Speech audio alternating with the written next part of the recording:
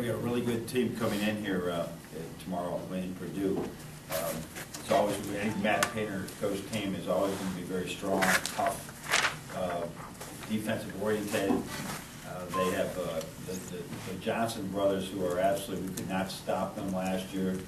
Tyrone could get anywhere he wanted to get to, so it's a big challenge for us. They're also averaging 15 offensive rebounds a game, and that has been a difficult thing for us to stop at times this year. So a big emphasis of got to keep them off the backboard.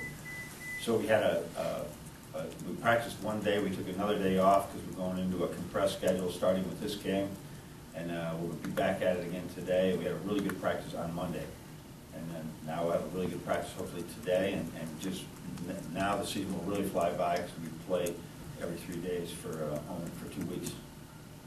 Brandon, you want to start us off? We talk about that stretch of every 3 days, yeah, and kind of building momentum. When you have a run like you guys are on right now, what is the difficulty of continuing into the stretch, or is it good to just be rolling right into it? Yeah, you'd rather be winning all the time. So it is good that we're feeling that way. At the same time, this is if you just follow the scores anywhere in the country and with anyone, things can change so quickly on you as well.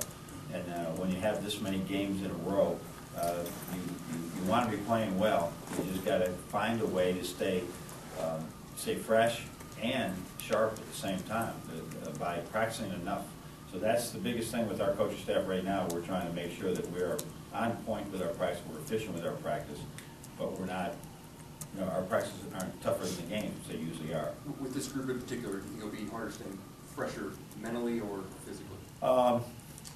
I think the guys that have been through it before, there are a few, but I think they'll be about the same. I mean, it will be, and hopefully we won't have any nagging injuries or anything like that make it even worse, more difficult.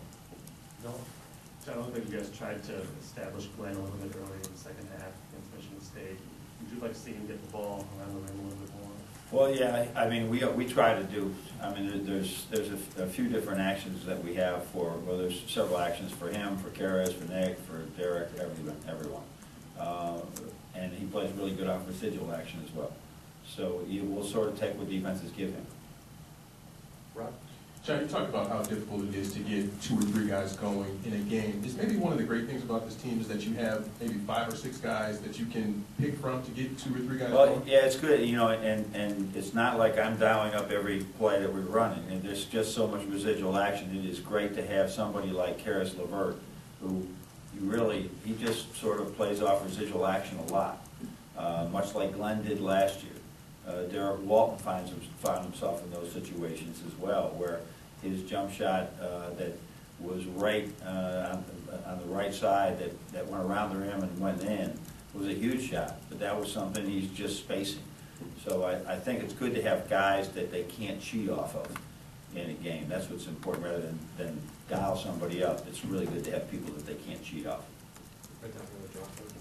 Derek had a game winner at Nebraska, but is it significant that in this last game he was in a situation where time after time it was on him at the line, he has that confidence of coming through? Well, and based on just, here we are, we throw him in the game, and all of a sudden he's got to make the foul shots to beat a Florida State, or he had to make big foul shots in several games, and sometimes he was successful, sometimes he wasn't. In that environment, for him to do that, I mean, that bodes well for who he is.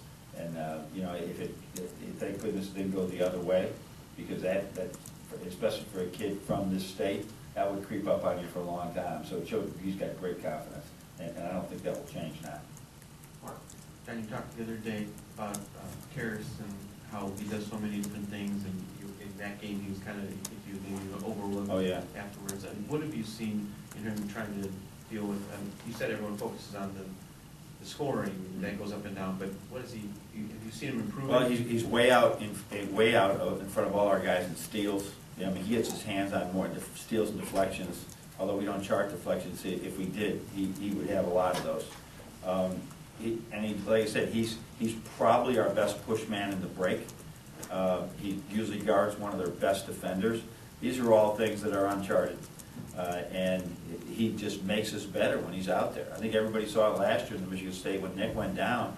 all of a sudden, he ends up getting a 4-second dunk at the end of the half that, you know, probably nobody else could have got it there in 4 seconds. So his quickness, I think, is what separates him.